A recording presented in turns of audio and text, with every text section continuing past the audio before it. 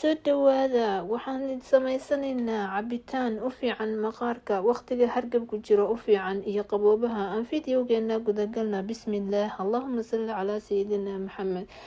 waxa waaye waa koosto waxyaabo badan aan kasoo sameynay waayo koostadu nafaqo waaye waa soo dhaqe waa soo nadiifinay weliba nooceeda yaryarka freesha soo qaadane qaaliyaad cabitaankan caloosha wuu u fiican yahay maqaarka wuu u fiican yahay waqtiga fayrasyada hargabyadu jiraan oo hadda waqtiga isbedelaya qabow baa la galaa kuleyla laga soo baxa marka waxa waaye aad ugu fiican yahay caafimaadka runtii waa soo jajaree koostada waa nafaqo karso ayadoo sideeda cab salaatada ku darso waa idinkula talinaa laakiin hadda waxaan ku dareynaa 3 waxyaabood oo kale difaacaga xoojinaya cabitaankan runtii waa wax fudud laakiin waa nafaqo asaga dhan marka weelka cabitaanka ku jiidanayna soo qaadanayna qaaliyaad fiidiyowga leegdahaya beejkana falowdahaya marka laba qaybood saxaabta mid waxaan ku daraa mango midna waxaan ku daraa liin bambeelmo masha Allah wadankeena liin bambeelmo qani uu ku yahay liin dhanaan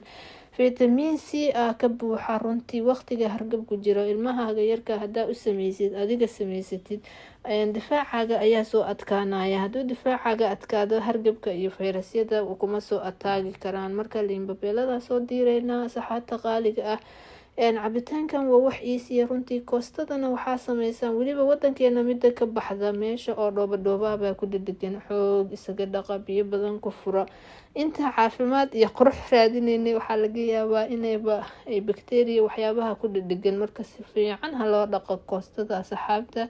wadankeena kale marka beeranayno meel dhoobe ayaan ku beeranaa marka iyada dhan dhooba ku dhedhegan waa aragteen qaaliyaad markaan soo diirno waxaa lahaa liin bambeelmo ku dareynaa liin bambeelmada aad ay caafimaadka ugu fiican tahay waqtiga hargabka jiro xataa caloosha cabitaanka markay caloosha hargabku hayo caloosha kugu socoto difaacaga adkaado hargab oo dhan ma kusoo ataagayo waxaan waa sanjabiil fresh ma haysto ayada oo caadi oo qalalan aan ku darsanay laakiin ayada oo fresh hadaa haysatid qandhada way u fiican tahay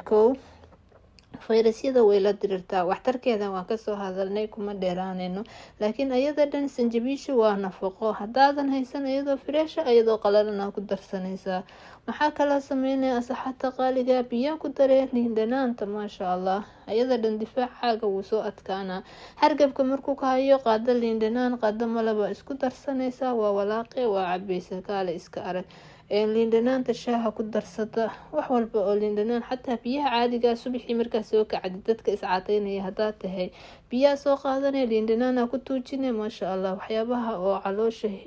dhuubo ayay kamid tahay sokor ku darsan kartaa malab wixii aad jeceshahay waa soo shiideynaa cabitaankan waa idinkula talinaa asxaabta qaaliga marka waa soo miiray adina iska soo miir waayo koosta ku jirta asxaabta qaaliga ilmo yar hadaa siinaysid iyo qof weyn hadaa siinaysid waa inaa miirtid tan kale asxaabta mango hadaa ku dartidna wuuba kasii macaan yahay oo fiidiyow yariisa jira oo asagoo mango kusoo daray marka maasha Allah hada cabitaankeena diyaar waaye kaale iska arag cabitaankan nafaqo waaye inta ayaan jeclaystay inaan idin la waraago qaaliyaad fiidiyowga like dhahaya page-ka follow dhahaya assalaamu calaykum waraxmatullaahi